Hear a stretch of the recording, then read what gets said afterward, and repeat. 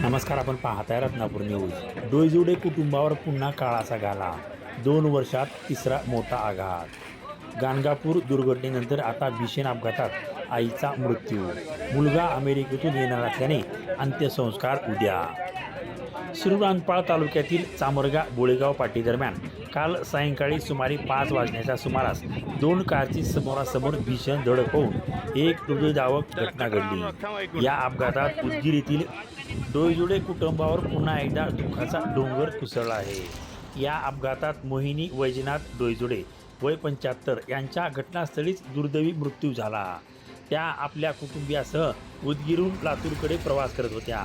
येरोळ मोडजवळ हा अपघात झाला. विशेष म्हणजे अवघ्या 2 वर्षापूर्वी याच कुटुंबातील बालाजी आणि महेश डोईजोडे हे 2 सख्खे भाऊ गाणगापूर येथे देवदर्शनासाठी गेले असताना नदीपात्रात बुडून एकाच दिवशी मृत्युमुखी पडले होते.